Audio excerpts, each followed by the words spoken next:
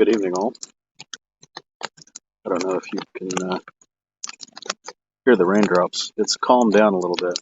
It's been raining pretty hard for about the last 45 minutes. I'm soaked because I did a boo-boo. I decided to go grab a Subway sandwich and some water and some snacks for the night. Didn't take the rain gear, and of course, as soon as I left, rain unzipped from the sky. Came down with a fury. I got getting soaked. So my jeans are soaked, and my shirt is soaked, my jacket is soaked. You can't see it. I'm going to turn on a different camera in a minute, but I've got my chair right here holding my helmet and some stuff. I've got a light magnetically clipped to my tarp from my hammock. And I've got a tablet in here and an earplug in my ear that I'm trying to knock out every time I move my head. Trying to keep the mosquitoes off of me. They're eating tonight. So I can get this going. Hey, Coors, what's up, buddy? Flats for LA, dude, so jealous.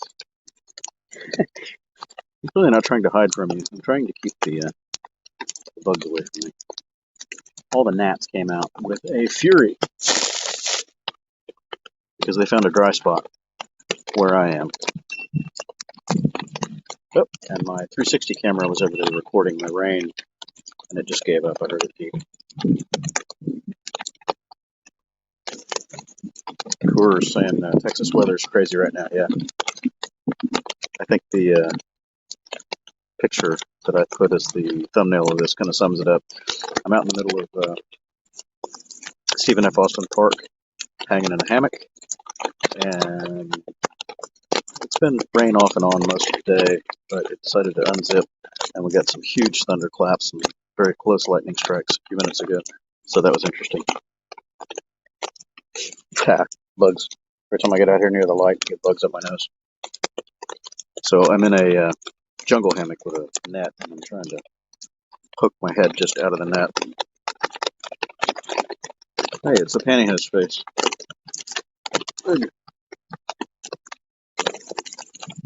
Sled bad, hey buddy. We have a bunch of snow, only thing good is no mosquitoes. Well, these aren't really mosquitoes as much as they're the stupid little grass gnats, and they're all over my tablets and everything else. I think I'm going to shut this tablet down and just get the light out of here.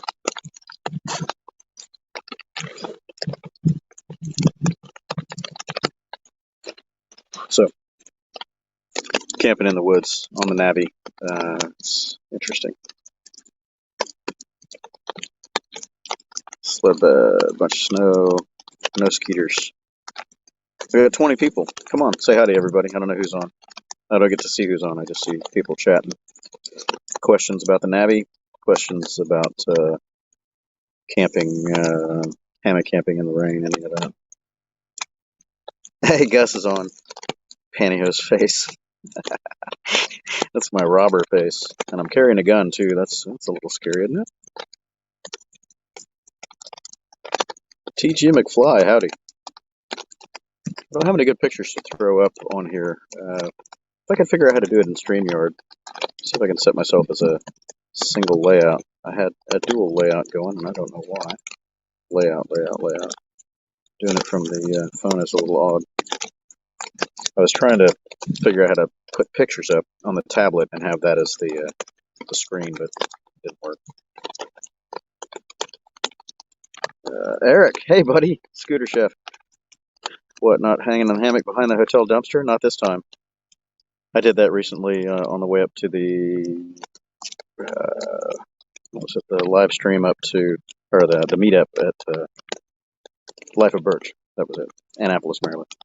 Hanging out behind the dumpsters. Good evening. I can't say your handle. Enac Cardins. Sorry. Sean Crater from Pasadena. Hey. Yeah, you're a neighbor. You're just right down the street. Sled bad. When am I going to try and adjust the carb? I'm waiting until after the initial 300-mile, maybe 600-mile service. 300 miles is kind of break-ins. First service is 600 miles. And it's on the maintenance item list to check the idle. I don't know if it's inferred that they're supposed to be checking the fuel mixture or not. There have been a few people conversing with me on my Discord server saying that they're having issues, and I've gotten a few other people saying that they have idle issues with their Navi as well. But for the most part, it seems like people aren't really having any trouble with their Navis, so that's good. I just seem to get the problem children. And an SCVR. Yeah, buddy. Bob Chappelle. Hey, Mobile, Alabama. How's the weather in Bama? So the Navi labored pretty good getting here today. I was trying not to wring its neck too badly, trying to keep it somewhat calm, vary my speed up and down a little bit, and it was doing about 47 pretty consistently. I got it up to 52-ish, but until it breaks in and until we get a better variator or exhaust on these things, I don't think 55 cruising speed is going to be attainable. That's just all it's got. So what do we got? Sean, dealer here in Pasadena, said Ranger Green Navi will be here around March. Yeah, it seems like the Grasshopper Green, the Ryobi Green, that's the only thing that's shipped out for a while, and the other colors are following shortly after. So I hear people are getting red ones as early as a week or two from now, and I'm not sure about the other colors. Ooh, rain's starting again. I don't know how that comes through for your audio, but that's that crackly sound. That's the rain hitting the tarp right above the phone here. So what do we got? Bob Chappelle, warm quasi. Yeah, I got my under quilt under here. It's not really cold out here tonight. Temperatures are maybe mid 60s, so I don't really need an under quilt. But it's raining, and as the rain comes down, it hits the ground next to your tarp, or next to your hammock, and it splashes up, and it gets the underside of your hammock wet. So this helps to keep you dry. What do we got? Eric, so where does the Navi fit into the technology version tree of the adventure bike, scooter, and a motorcycle? The Navi is a scooter that thinks it's a motorcycle. That's it. It's kind of a Grom style frame and the scooter back end. They took the full drive train off of the Activa 110 scooter. You guys still here? Audio dropped out. I hope you're still here. Let me know if the audio's dropped out for you guys. I lost audio. I'm not sure what's going on. So yeah, anyway, the Navi is it's a scooter back end. So it's as analog as analog gets. This thing is zombie apocalypse bike. It'll run forever as long as the carburetor doesn't give up. Kevin, since OEM tires slip, do you have any ideas what tires you may go to? Yes. You must have seen that on my Discord server. The tires suck in the wet. I've already slipped around 4 or 5 times today and not even pushing the limits at all. Just barely rounding corners at low speed. You'll feel the front tire try to get out from under you. So those tires suck. I'm looking for Michelin city grips or something like that, but I couldn't find a fitment here at my local tire houses that I do in the United States. Dennis Kirk is my usual. I look at Chaparral Motorsports and 2 or 3 others, and nobody seems to have that size for the front wheel, so we'll see how it goes. Herbert Warner, greetings from northern Michigan. It's cold up there tonight, isn't it, buddy? We're pretty warm down here. We've got a lot of rain and nonsense, but it's warm. Hope Yamaha releases a Navi WR soon. Yeah, I liked the WRR 250. It's a little tall for me because I'm vertically challenged, but great bike, a lot of power. It's reasonably good on the highway for a thumper. Didn't do too bad. I've ridden one quite a few times. Just a little tall for me. I'd have to shrink the suspension down or get drywall hangers, stilts to ride it. Sledbad, love the Navi every time. Go to the websites. They like the ADV and more. ADV 150, I presume you're saying, Sledbad. or Slebdad. I always say Sledbad. Sorry, I'm screwing up your handle. Slebdad.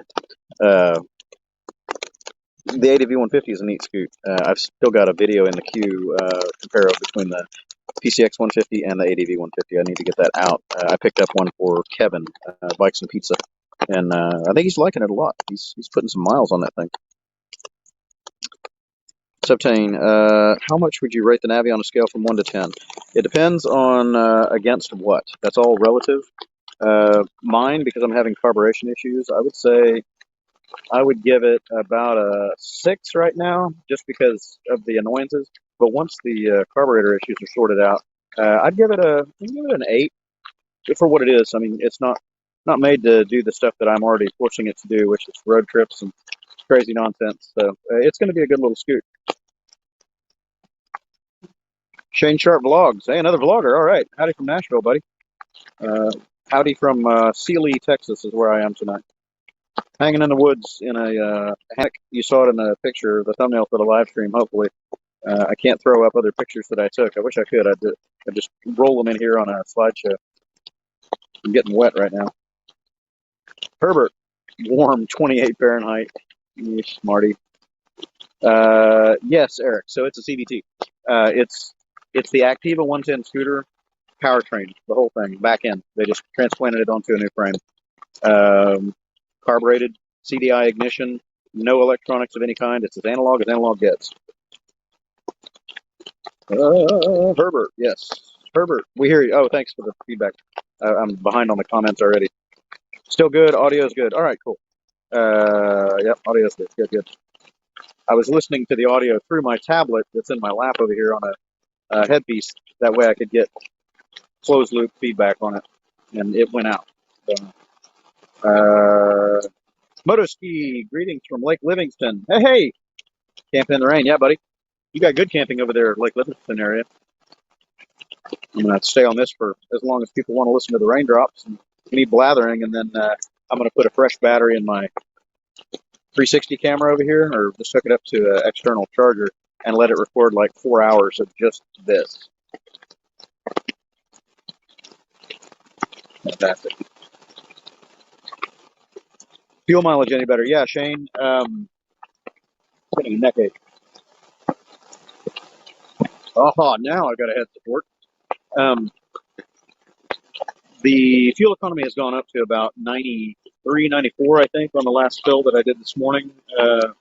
So I'm thinking it's probably going to get close to Honda's claim or estimate of 110 per gallon, but you're going to have to keep the speed down to in-town speeds for that, 35 miles an hour-ish, to see those kind of figures.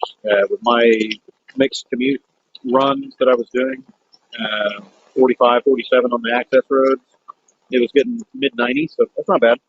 But it runs out of juice on the reserve. You know, you're going to run out on the main tank and have to flip to the reserve nozzle around 60 miles every time. It's crazy. And getting it flipped over before it dies is a trick. Todd, howdy from Canada. Hey, man. Thanks for tuning in. Herbert, am I in a tent? No, I'm in a hammock. If I could show you, I could probably try to move my camera around. It's on a tripod. My phone is. But I'm hanging in a hammock above the ground, above the puddles. Howdy, 650. What's going on, man? Christopher Bell, thanks for the Navi info. Still, yeah, not many reviewed. And if you've watched any of my videos, you know that I try to tell it like it is. If I'm having problems with something, I say I'm having problems with it. If I love it, I love it. And I'm not being paid for any of these reviews. I've thought about doing sponsorship stuff, but I'd rather have my opinions and my integrity. So yeah, the Navi's good. Mine's got a couple of little minor issues, but I think it'll be okay. It's like Slebdad, yeah, yeah, that won't work. You hear the rain, cool. Is it real tinny, or how's the audio coming through from the phone? I have no idea. It's a telephone speaker, at best. Jeff, seeing me camping with a Navi already? Yes, yeah. I did the same thing with my Super Cub when I got it back in 19. brought it out here to the same park and did a overnight moto camp with it. Fantastic, love it. The trick is to come out here on the off season or the middle of the week when nobody else is here. Hey Des, greetings from the UK. It's midnight over there, isn't it? For tuning in so late. Bob Chappelle, have a CB300 across the country on it versus a 125. Well, I mean, the CB300, you can go pretty much anywhere on that bike. It can do highway speeds, no problem. If you're asking which one I would rather take, I don't know. I guess it depends on the bike. I've done small bore across the country on various sizes, but the Cannonball Run on the Super Cub, that's the first time I've ever tried a huge long distance adventure like that on such a small machine. The previous record as far as small size long distance was on my XT250. I've ridden that thing across the country. How are the brakes on the Navi, Sean? They suck. They're okay. They're passable, but you got to really crank into the levers. They're no showstoppers. Drums front and rear, so nothing fancy. You got to grab a hold of them. Shane, any plans on getting a monkey or a Grom? Yeah. I'm not really a fan of the monkey, and I know a lot of people are. The looks of it just don't resonate with me. It's got a fantastic seat, though. The seat on the monkey is just, it's a sofa. It's awesome. Love it. I'll probably get a Grom sometime this year. I'm getting too many bikes. I need to get rid of some. Sounds just like rain. You're just on a phone speaker here, and you can see that it's getting windy. It's getting wet right now. The rain's blowing in under the tarp. I guess the phone doesn't care. It's waterproof. Yeah, 6 hours behind me. That's right. Yep. Your GMT are probably pretty close to it, and I am -5, -6, depending on the daylight savings time. Septane from a fellow Navi owner, loving the vlogs from Mumbai. Wow. Thanks for tuning in from the other side of the world. How long have you had your Navi? And I presume it's the same over there. Carbureted, probably no changes from India versus here. How many tires did I go through on the Cannonball Moto Ski? That's a good question. 3.5. Rear. The fronts still look almost new. We were burning through rear tires about every 3,500 miles. We were killing them because they're very narrow cross sections. So you got all your weight right there in the middle of the tire, and you're just going straight most of the time. So it eats up tires fast. Anything you record sorting the seat tools? I haven't done anything. Anything I recommend, I get it under the seat. Flat kit. Always carry a flat kit, but you can either do that under the seat or in your storage box. I've got a flat kit on mine. I'll probably show my EDC or everyday carry that I have for the Navi, and I'm getting really wet. The rain is blowing in this side. Maybe I need to flip my camera to the other side. Damn. I carry a plug kit, CO2s, CO2 inflators, a hand pump, like a bicycle hand pump that's usually, frame mounted on a road bike, and tire gauge. That's a basic flat kit, and that'll get you off the side of the road. Where was I going? Sean, heard we had a tornado today. Where? Hopefully not here. Try to stay dry, yeah. I don't know. It's not working out for me already. We'll see how this plays. Hey, Beer and a Bozo. Why isn't dealership fixing my... I haven't talked to him about it yet. A lot of people are thinking that this is a dealer issue, that the dealer didn't adjust this. I honestly don't think this is even on the PDI or the pre-delivery inspection list. I think this is just a misadjusted carburetor from the factory. And you got to remember that in the United States, carburetors have the air-fuel mixture screw capped off. It's an emissions item. They don't want you dicking around with it. So if the dealer is going to set that or reset it, change it, adjust it, whatever, they have to drill out that plug just like anybody else would. And then they got to replace it or whatever. And I don't know what their liabilities, their responsibilities are there if they go effing around with that mixture. So I haven't even talked to them about it yet. I'm sure they're probably watching my videos and wondering why I haven't called. I'm just going to let it play out until 300 miles, maybe almost 600. and then I'll take the bike back for the service and talk to them about it, and we'll see if there are any cases open with Honda yet about this, because I know that there are other Navi owners that are having these idle problems.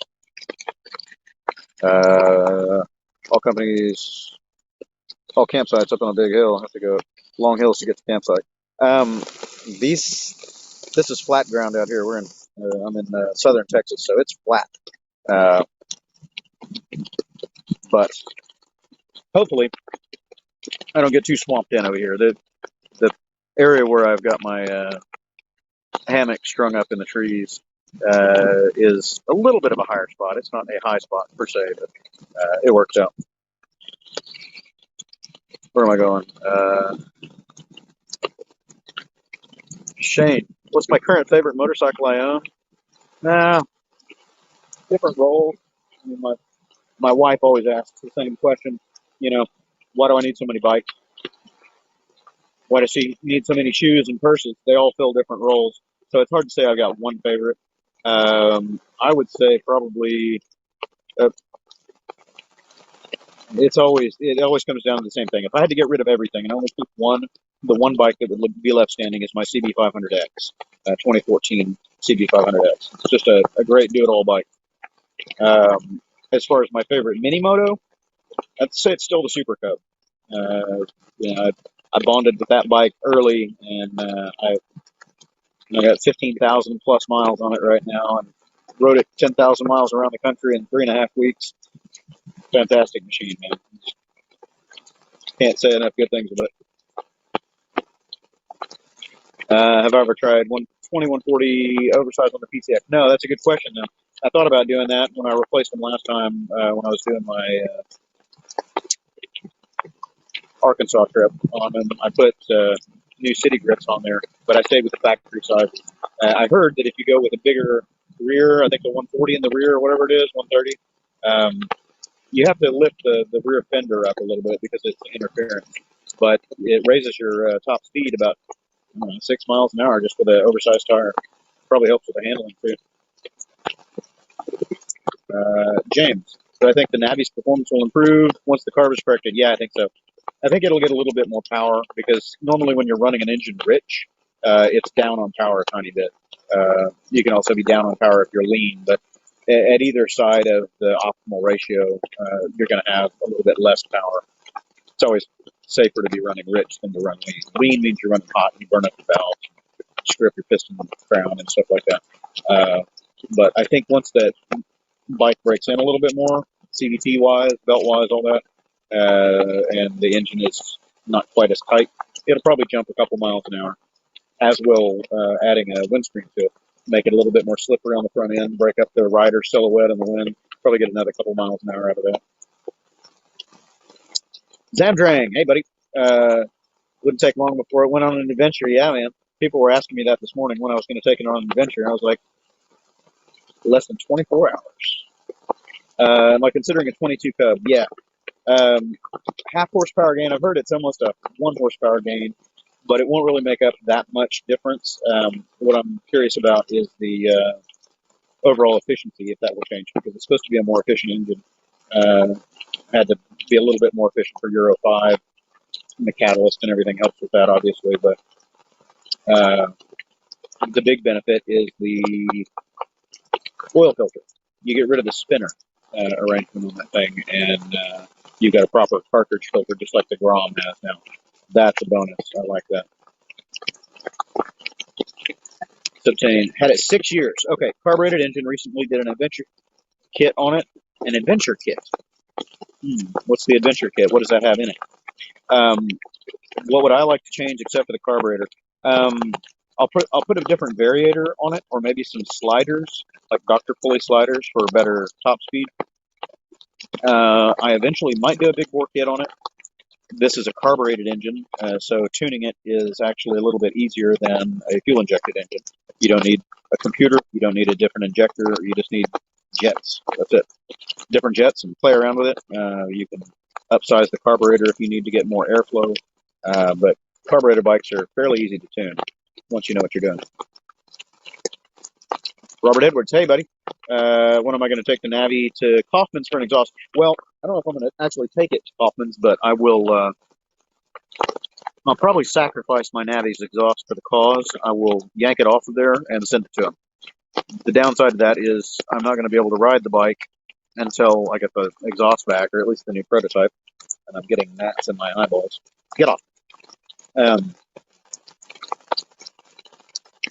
They can probably pattern up a prototype for me in a couple weeks or something. I haven't engaged them yet on it. I was going to try to do that this week, and I got busy. I forgot.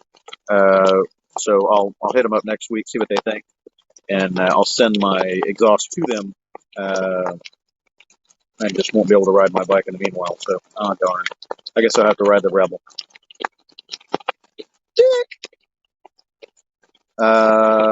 Sean, which one's my favorite mini moto? Yeah, I think I answered that one.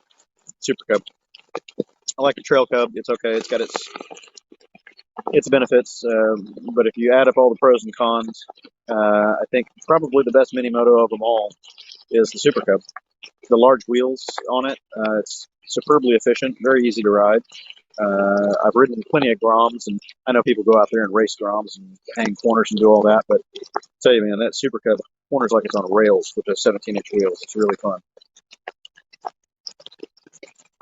James, how's Vade liking the R6? I think he's doing okay. He's still warming up to it. He's new for sport bikes, so he's trying to learn the steering bias on it and all that. Sport bikes tend to tip in real easy, real heavy, and that's a trick for him because he's been riding standard bikes up to now. But he's doing okay. Hey Todd, thanks for tuning in. This is going to be just a wrap session, just shooting the stuff. I have no agenda for tonight. I'm just listening to the rain, getting wet a little bit. Luckily, my hammock is still dry. I'm not getting any leaks in it like I did when I was up in Oklahoma. If you guys want to see a fun one, don't drop the stream. Stick around, but go look on my channel for hammock camping in a severe thunderstorm or something like that. I got my ass kicked in this hammock in Oklahoma in a really, really bad thunderstorm, tornado. I mean, like tornado went right by me, less than a mile away. I got stomped. Ash from North Texas. Hey, bud. Where did I get my Navi? How much was the total price after fees? You can find it on my channel. I'll give it to you here as well. I got it at Eastside Honda in Baytown, Texas. It was the first one that they got. And if I remember right, somebody correct me if I'm wrong, but it was $26.54 out the door, I think. $2,600 and change. And that seems to be kind of an average value that most people are paying in other states as well. Now, the best prices that I've heard are people up in Missouri and Tennessee. They're getting it from dealers at cost, essentially, out the door with just minimal taxes for like $2,050 or something like that. So not even $2,100. That's crazy. That's a good deal. $600 less than I paid. Hey, old Sarge, how's it going, buddy? At least I went south to the warmth. Yeah, a little bit south. Over here, just kind of, sort of headed in your general direction, not quite up diagonal. I'm over here in Sealy, right at the edge of Sealy. Give us a tour of all my bikes. I get that question a lot, Ski. I've thought about assembling them all for a family photo, but I don't want to come off like I'm a prick or something showing off all the bikes. Probably do sometimes anyway. I enjoy the bikes. I enjoy riding them, kind of sort of collecting them, but I never set out to have this many bikes at once. I'm up to 24 now. I could get them all together. It would take a little bit of shuffling to do it. Right now I've got 8 at home in the garage, and the remainder are overflow in my warehouse. So I try to rotate through them all and keep them fresh. I've got 3 of them that are down right now for maintenance, wheels, whatever. One of them won't start because the starter solenoid is seized. That's my Silver Wing. Haven't ridden it much. Fatty, hey Nick, what's up, bud? Let's fix turn signal on my right. I need to ride down there, burn up some tires, do a good Moto-camp. Hell yeah, man. I'm over. You can look it up on a map right now. I'm at Stephen F. Austin Park. It's the no, you and I came here on my 500s. Same park. I'm just over in the spot for the camping instead of the day camp area that we hung out for a couple of hours. So yeah, same camp, same spot. It's a cool place. Not too far away. You know, it's 35 minutes away from home for me. Robert is fixing on an official quasi Honda without Kaufman's exhaust. Yeah, you got that right. Yeah, I'm almost a Kaufman spokesperson these days. Do I have any electric bikes? I don't have any electric bikes, but I do have a couple of electric scoots. I actually recorded videos for those, and I never did post them. I was one of the very first 100 people in the country to have the 9-bot Max, the big one, $800 or $900 electric scooter, 45-mile range. Pretty interesting scoot. I got that on a Kickstarter or Indiegogo pre-backer thing. But I don't have bikes per se. They're just the high-capacity electric scooters. So I've got a little Xiaomi M365, whatever it is, and the 9-bot Max.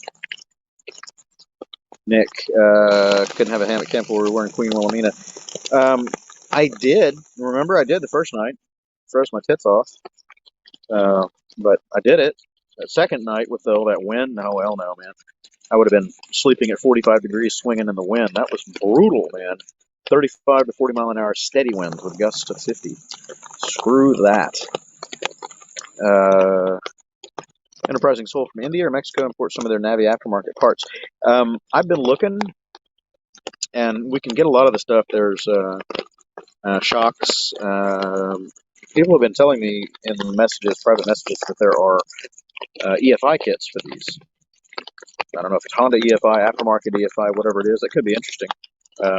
If I continue to have carburation problems, I could look that route, but it might almost be easier to swap a motor from another bike onto there at that point. I don't know. Because you're going to have to think about wiring harness stuff and a lot of sensors for EFI. You got cylinder head, water, oil temp, atmospheric temp. Those all kinds of stuff that's got to happen. Richard, waiting for the one person that takes the Navi on the tat. I might be that crazy asshole. I don't know. That would be a trick. It would be a trick. It doesn't have enough ground clearance for that, but it could be done. If you ever want to see some fun stuff on Navis, look up Heartbroken Biker on YouTube. Heartbroken Biker. It's a guy from India. He lives in the States now, but he modified his Navi and dubbed it the Africa Single. It's hilarious. I don't know if he put Navi tires on it or not, but he kitted it up. He even made a logo for the tank area, you know, Africa Twin logo, but Africa Single. Hilarious. And he took that thing across the country, and he was out climbing hills and, you know, submerging it in streams. He went nuts with it. It was fun. Sean, Pasadena, 2,600 for the Navi. Yeah. So it's about the same prices around here. Farm. As far as scenario happening, yes, I'm sure it is. Herbert, not bad price at 26. Yeah, good price. I'm behind the curve here, guys. I don't see timestamps on these, so I do apologize if I'm running behind the curve. Maddie, how's the storm? It's actually not too bad right now. If I shut up for a minute, you can hear it.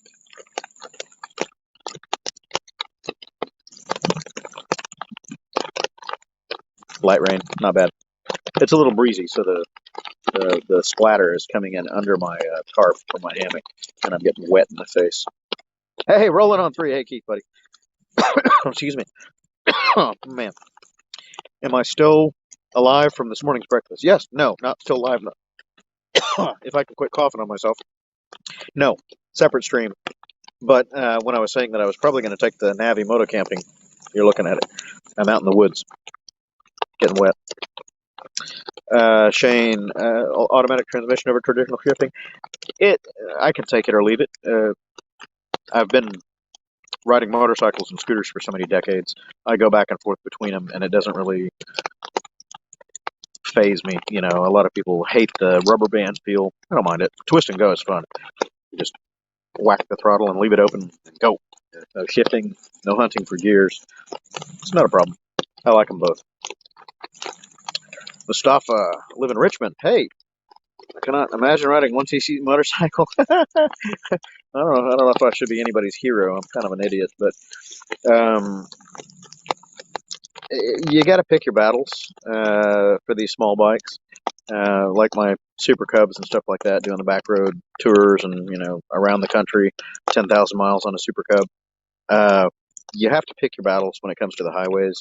And the real problem in Texas now is most of our what used to be 55-mile-an-hour side roads, side highways, are 65 and 75.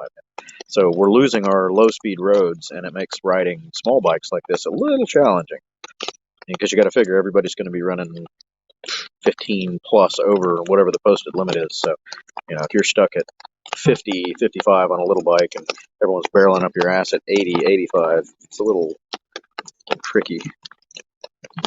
Nut Brown coming for me in April. All right, Jonah. So, where are you located? What part of the country? Where's your dealer? Looks like I'm caught up. I don't believe it. I'm caught up in comments for once. No, nope.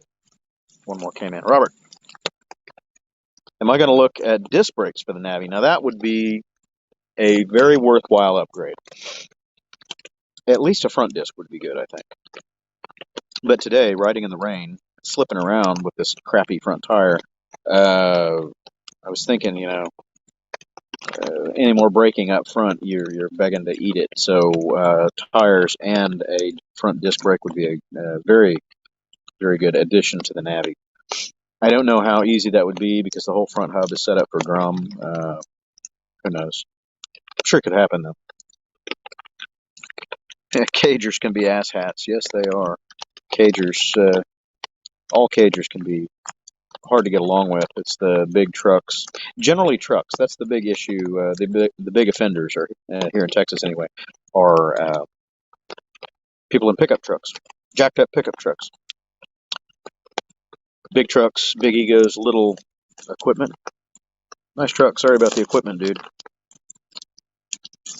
I need to use my other hand so I don't block the camera. North Tonawanda, New York. Okay, so you're upstate. I was up there earlier this year. Ooh, did you guys hear that? It's a real loud. Ooh. I don't know if it was an owl or what it was. That's a train. We've got packs of coyotes out here in this park. So middle of the night, you'll hear them all howling and chanting and getting noisy. And every now and then, they'll come traipsing through the park. And I've had food bags raided by coyotes here.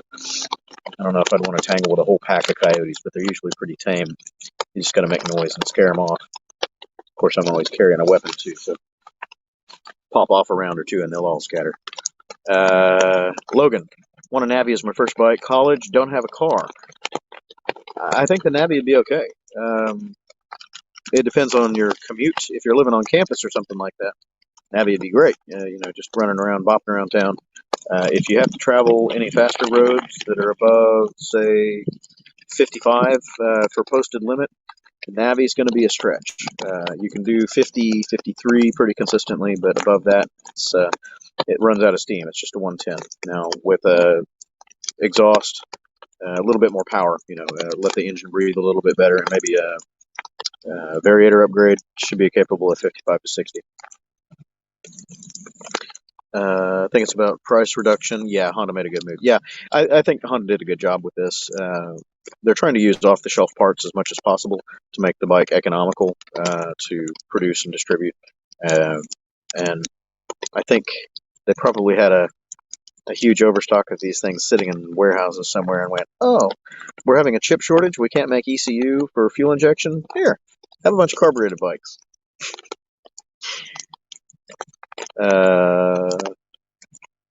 Stephen F. Austin, Mustafa. You been to Stephen Austin? Never noticed coyotes. Really? You haven't? Oh, man, you got to come out here. The last 4 or 5 years I've been coming out here, almost every single night that I stay out here, I'll hear coyotes. There's a lot of deer out here, but yeah, there's plenty of coyotes. Living there. Logan, living there. Living where? How do I think it would be for a tall rider? Jeff, it'll be okay. the taller you are, the more wind resistance you're going to present to it. If you can get a little windscreen or something like that and break up your silhouette in the wind, you should be good. My wife and I and my toddler all rode on it concurrently, 3-up ride, and it was doing fine. We had 340, 350 pounds worth of people on it, pulling along just fine. Now I didn't go fast. I had my toddler on there, so we just crank it up to about 30 miles an hour, and that was it. Yeah, deer a lot. Yeah, there's a lot of deer out here. But there's coyote. There's a lot of raccoons. I've had my food stashes raided by raccoons a few times.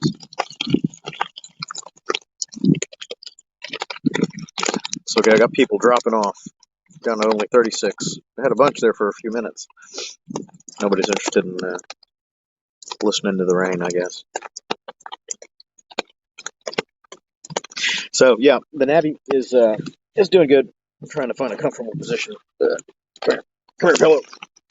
I'm hanging out of the side of the hammock here. So Navi's going to be good. Once I get the carburation issues sorted out, I'll make sure I post my updates on that for everybody to close the loop on it, so to speak. I know that when I'm posting these problem videos, people might get the impression that it's just bad, it's a buggy scooter or whatever. So I'm trying to balance that out and post a lot of the ride stuff, because it's a really fun bike to ride around. I do enjoy it. The reason I'm posting the cautionary tales, or the problems with the carburetor, is because there are no carbureted bikes these days, and this is being aimed at new riders. Get off. Bugs up my nose. All new machines sold in the U.S. these days, save maybe just a couple, are fuel injected. So when you get a carbureted bike, there are certain procedures, startup stuff, idle issues, little things that you wouldn't experience on other bikes. So I think it's probably a good idea for people to know that those are possible. You might get a bike that's misbehaving like mine is. It's all fixable. It's just, it's an inconvenience. So I think I mentioned that in one of the vlogs. If this were my only transportation, I'd be a little bit upset about it. It's not my only, I've got other bikes, so this is an and bike, not an only bike. So I can pick one of the others and do whatever. Oh, wait, I missed you. Missed off saying Caddo Lake. Bobcat, yeah, mountain lions. I grew up in Oklahoma, and we've got a lot of mountain lions up there. I've actually been cornered by one and had to kill one a couple times to save my own butt. How did I pack all my equipment on there since the rear rack isn't in yet? I don't know if you can see it in the picture. No, I already had the bike unloaded when I took the picture for this live stream. I'll throw some pictures up on my YouTube channel. I did do a community post on my YouTube channel, so you'll be able to see what the loadout looked like if you go to the community tab. It's a dry spec D28 roll bag, and everything. The whole camp fit in that, no problem, with room to spare. And then I just cinched that down with straps to the rear seat, kind of hanging off the back of the grab rail. Fit fine. All my other audio video gear was stuffed in the box down on the bottom. Fit fine. There's a lot more room in that little box. I didn't think that box would be as useful as it is, but man, I got a lot of crap in there this time. Carbon drum brake info. Baracco carb and drum. Yeah. I'm my guru, but the carburetor stuff is a little tricky. If you've had any experience with them, it's nothing new. I've been getting a lot of hater comments going, "Oh, you're acting like carburetors are new. They've been around for 120 years." Current generation of riders probably has never seen a carburetor on a bike, unless it's a dirt bike. Mark Taylor picked up mine Wednesday. Nice. 16 degrees. Holy hell. It's cold. Wouldn't start. Tried a couple off and on. Start around fine Wednesday night. Hauled it home. 100 miles. Okay, so you had cold start issues. Did you sort it out with just running on choke, or did you not get it started at all? How did you do? I've had to labor mine pretty good on that freezing morning cold start. I took a bunch of hater comments. You're not supposed to let it sit there and idle so long. It's a whole lot easier to just do something than to video it and try to present it and show somebody what's going on. Mine's a little cold-blooded and not quite running right, so it doesn't like idling, even after it's been run around. So at the end of that video that I did, that freezing morning cold start, I ran it around for a mile around my neighborhood, brought it back to my driveway. As soon as it went to idle, it died again. So that was kind of the point that I was illustrating. I guess logic doesn't key into some people's heads. Nick, telling you can put a small dog in that box. Hey, I thought you were joking, but Tim showed me the picture of his Yorkie hanging out of it. He posted it on the Facebook forums, apparently. So, yes, a Yorkie does fit in that little box. I don't think the Yorkie will appreciate it much, but it does. So, Mark, it never started at all. I'm presuming you had the fuel lever open and all that. I just cannot find a comfortable position. Fuel on, choke on. Couldn't get it started. That sucks. You going to take it back to the dealer, or did it go? Try again Monday. There's the comment. Try again Monday. I got mine started in 28-degree weather, so it'll start. It should start, unless the carb is plugged up with something. I'm wondering if that's part of my carb issues. I might have a little bit of something gummed up in the pilot jet, and that's making it misbehave. I don't know. It's odd. Ben, hey Ben. Since I buy a lot of motorcycles and scooters, steep dealer fees for 20 Metropolitan, 1.9 rebate, setup 388, freight 797.63. Is that a typo? Are you shitting me? 797.63. That's half a bike right there. Yeah, that's rape is what that is. The Metropolitans, I believe, come two to a crate. If there are any Honda dealers on here, they can correct me.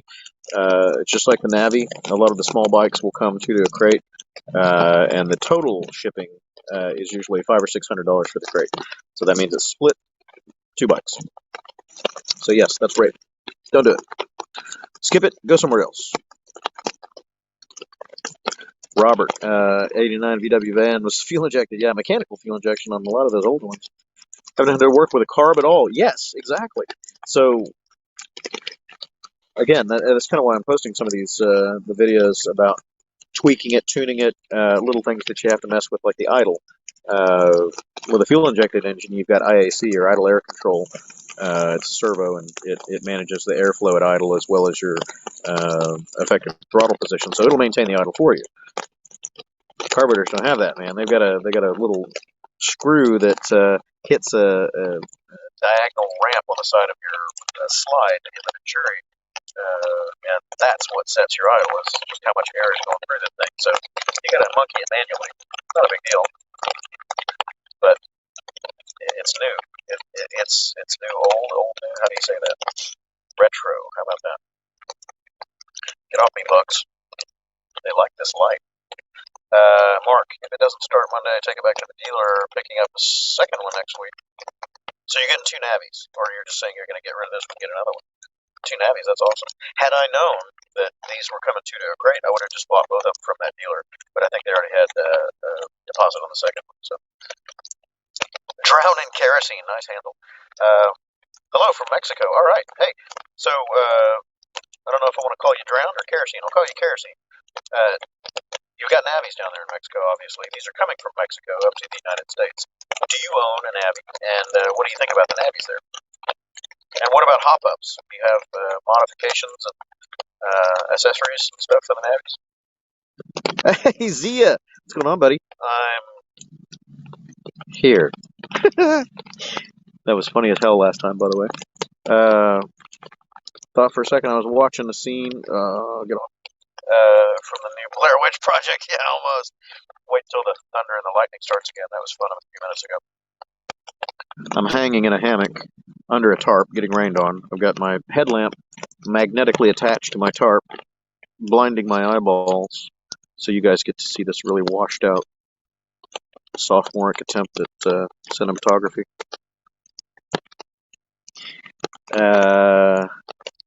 Getting the bang 500 for freight, 300 overpriced. That changes by April. Yeah, that's too much on freight. You can go back and watch that repost of my live stream when I took delivery of it, and they've got all of the breakdown on the prices for what I paid at my dealer. Some dealers aren't even charging the freight. They're charging whatever minor tax there is, and I think Honda's delivery fee, whatever it is, but people are getting it for a little over $2,000. So under $2,100 are some of the reports that I've seen. 25, 2,600 seems to be kind of the median value out there. So I would say anything over 2,700, you're probably getting screwed. Anything under 2,500, you're getting a good deal. They increased the freight cost $100 for any bought after January 7th. Honda did, or the dealers? I didn't see a price increase on the Honda page, but I just may not have seen it. Sam's came late. Me in a hammock. Yep, I'm hanging in a hammock. If I'm gonna get out of this eventually. If the rain quits, I'll get out. I got to put my boots back on because it's muddy underneath me now. But I'll try to give you a picture. If I could figure out how to add pictures from the StreamYard app right here, I would show you some pictures I took of the campsite before I jumped in here to escape the rain. LiveStream mentioned they corrected your freight because they didn't know it was 2 Navis to a crate. Yes, that's correct, Robert. The initial quote that they sent me, I was asking him how the breakdown on the prices went, and he was saying it was $600 and something for freight, and I was like, holy crap. But he came back a couple minutes later and said, wait, it's half that because there are 2 Navis to a crate. So that was cool. Nick, first vehicle was a 65 VW Bug with a 1300. Carb was finicky. Yeah, those a lot of those came with the Delordos, and I'm trying to remember the other common carb that was on there. It depends on if you had the Porsche derivation of the 1300 or not.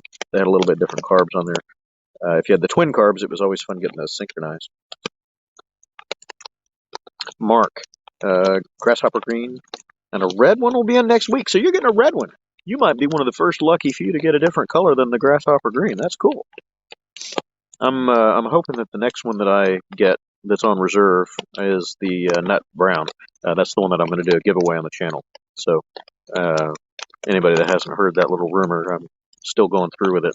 I just need to figure out all the legalities and whether it's going to be a raffle or no purchase necessary kind of a spin the wheel deal. I don't know. But I'm going to get a second Navi. I've already got the deposit down on it. I'm just waiting for it to come in. And figure out what color I'm going to wait for if I decide to wait. But yeah, I'm giving away a brand new Navi on the channel. That'll be fun. Watch people freak out. Oh, I get a bike. What we got? Drowning kerosene. Navi's a bestseller in Mexico. Love for reliability and low fuel consumption. Thanks for the input. My fuel economy isn't great on mine right now. I don't know if you do miles per gallon or liters per kilometer down there in Mexico. I'm seeing low 90 mile per gallon range. I don't know how that converts, so if anybody wants to throw that in a calculator, you can post it in the chat. I think it's probably going to get better as the bike loosens up, but I don't think it's going to be 110 like Honda is estimating. Bikes in the barn, snowmobile. Cold there, eh? Dude, my Riker put some skis on the front of it. Very fond of motorcycles with carburetors. Yeah, carburetors are easy to tune. You don't have to have a computer to tune them. You don't need injectors, and they'll start even if you have a dead battery, usually. Honda did. Honda, I'm not sure. Shag Nasty. Hey, Shag. Honda wants to sell bikes, and that's great. Yeah. I think these were a lot of reused parts, and Honda is starting to take gambles on small bikes in the USA again. Of course, we've got our small bike resurgence with the Grom. You know, the Grom lit it off for Honda again here. But they're starting to take a chance and bring in more mini motos over the last few years, and I think it's working out. Super Cub was a big hit. $100 freight surcharge on the Honda website. Huh. Well, they're trucking them. They don't have to ship them. They're not container as far as, you know, like ocean freight. So, I don't know. Maybe increase in diesel.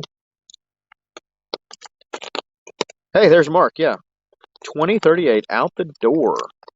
Next one will be $21.38. Okay, so yeah, that's that $100 increase, but $20.38. Where are you, Mark? I think I remember you seeing you leave a comment before. So where are you? What dealer is giving you such good deals? That's excellent. Actually, I think your price is the lowest I've seen. Somebody else said they got theirs for $20.54, $20.56, so 20 spot more than yours, but that's excellent. That's $600 less than I paid. Herbert, a lot of deer here as well. Yeah, no coyotes, wolf or two. I don't think we've got any wolves out here. They're all coyotes. Yippee, you can hear them, yipping and chatting in the night. Sign you up, Jeff. I presume you're talking about that price. That price was awesome. Navi will good next to your cub, yeah. Oh yeah. Kerosene is saying in Mexico, Navi is getting between 60 and 50 kilometers per liter, depending on altitude. Yeah, because you have now. Do you modify or do you adjust your air fuel screw there in Mexico? Is that a common thing that everybody does? Here, the air fuel screw is covered with a plate. We have to drill it out to get to the screw. And everybody, it's not a screw. An owner here in the United States sent me some pictures on my Discord. You can jump over to my Discord server and find those. It's a screw, but there's no slot in it. It's not like a regular screw. It's rounded off, and it's got like little detents on the corners of it. So you've got to have a special adjustment tool. He just used a vinyl butt connector, like a splice connector, solderless wire connector, and jammed it in there and turned it. Nice hack. Mark, local dealer said December freight surcharge of 100 will be applied around January 6th. Okay. Yeah, so I got mine just before that happened. Zamdrang, 53. It was bad that the trail can't keep up with the 125 siblings. Now the 110 matches in. Yeah, you got that right. I had somebody asking me to do pros and cons on all the mini motos and kind of where the trail 125 fits in there. And I had that exact same thought on the way here today when I was struggling to make 50 miles an hour into the wind a little bit on the Navi. I was thinking, this is deja vu. I was having the same situation on the trail 125. Just doesn't have steam for the top end. Guy, hey Guy, $100. Yeah. So everybody's getting that same info. I didn't hear that, so that's good. Good to know. Cody, I have a 21 Monkey. Yeah, the monkeys are great fun. The aesthetics of them just don't really appeal to me, but I know a lot of people love them. And it's the Grom engine, the Super Cub engine. They'll share the same platform. It's just different execution on the seating position and all that. And the seat on the Monkey is fantastic. How do you like that seat? Navi behaves very well in cold climates, low altitude. Curiosity. Yeah, that is. Low altitude, yeah, it's going to behave better, obviously. More oxygen content. The higher you get, the more problems you usually have with carbureted engines, and you've got to change your air fuel mixture a little bit, or change jetting completely. Lean it out, depending on model. Okay. Zia, I think they were ECCP carbs on the Beetle. Yes, you're right. I can't remember the name of those. I've actually got a buggy, a VW open frame buggy with a Porsche engine on the back of it. Maybe get that thing on the road. Yeah, Sam, I wish we could get that new goofy named H-ness or whatever that they have over in India. Turn that thing into a scrambler. That'd be a cool bike. It's a nice little single cylinder. Honda of the Ozarks, Springfield. Oh man, I bought bikes from them. I bought 2 or 3 from them. I love Honda of the Ozarks. My wife's 2015 PCX I got from there. Stupid cheap too. It was a great deal. I drove up there in my Honda Pilot with a hitch carrier on the back, loaded up her PCX 150, and brought it back. It was a birthday / Valentine's present 5 years ago now, and she's ridden it twice. I ride it now. Todd Harrison, 90 equals 2.6 liter per 100 kilometer. There you go. Thanks for the math. Todd. Yeah, I'm getting 92, 93, I think, is the last fill up I did. I'm not sure how this next one is going to be because it was all highway, going pretty fast. Nick is saying, love to win a Navi. Come on, man. If you win, I'll definitely ride it back to Oklahoma City. Hell yeah. Road trip it. You betcha, man. But we'll have to make sure that the drawing is absolutely fair because I don't want anybody saying I'm playing favorites. Although I did tell Zia right about now, I said, man, if you win that Navi, or if you want to come down and take a challenge, you got to leave your hog in my driveway as collateral, and you got to ride nothing but the Navi for 30 days, and that means the trip to and fro. I think he's going to wuss out. John and Kerosene saw a video of the carburetor adjustment on the channel and applied the trick. Appreciate it. Oh, cool. Yeah, I didn't really, I didn't change much except for the idle yet, but I plan to adjust the air fuel mixture after it's fully broken in. A lot of people from India are saying don't lean out the mixture during break-in, and I understand that to some extent. Running an engine rich means it's running it cooler, and that's better for break-in. But if it's so rich that it's not idling, then you've got other issues. Nick, hey Nick, different Nick. I've been to Honda of the Ozarks and Travels. Yeah, Honda of the Ozarks is great. They were a little pushy trying to sell me a third-party warranty, and I was like, no, I want the Honda warranty. We've never actually sold one of the Honda warranties. Crack out the books then, dude. Sleep well. Hey, Dave, if you're signing off, thanks. It's only 8:30 here. I'm probably going to stay on until I get really tired or until people are tired of listening to me talk. But yeah, I'm going to sleep like a baby tonight with the rain and crickets and hopefully no coyotes coming through my camp. Done. I'm not kidding. You dare me and I'll let you do it. But you got to leave your bike in my driveway as collateral, man. You got to ride all the way here, drop off your bike. You got to ride mine all the way back, and you can use no other transportation except the Navi for 30 days. I don't care if it's rain, shine, sleet, snow. Put your money where your mouth is. Patty, everyone's shit anyway, to be fair. That's the number one. Click, click, bang, bang. Nice. I never win anything either. I've got such terrible luck, but I make my own luck. Can't wait to hear about the SRT streaming kit. Hey, Ray. Yeah. So you're into the tech scene apparently a little bit. How it's going to work, I think, we won't turn this one into a real tech conference, but I'm looking for the right encoder to do it. There are a handful that I've seen that'll run off of 12 volt, so I don't see any that run off of 5 volt like a USB power pack, so it's all 12 volt. The trick is you've got to have a remote OBS server to receive the broadcast because YouTube and most of the streaming services out there don't read in SRT, but OBS Studio will. So that'll be the dumping point for chat messages and everything else, StreamYard like this. And then I'm just sending a remote video feed. And I may even do a multi-camera switcher fed into that encoder. That way I can have more than one camera source on location. But SRT is a very thin, delay tolerant protocol. I like it. Watching small bike videos, about to get a Vespa. Nice. So freaking, yeah, Vespas are stupid expensive, man. I've never owned one. I've ridden one a few times. I do like the GTSs and stuff like that people were riding on the Cannonball. Those haul balls, man. The 250s, damn, 300s too. They'll do 85, 90 miles an hour on the highway. Those guys were ripping. They were getting done with the day rides in just a few hours. I mean, they were arriving at the other end. They're all drunk and having scotch, and we don't even get back to the hotel for another 8 hours after those guys. It's pretty sad.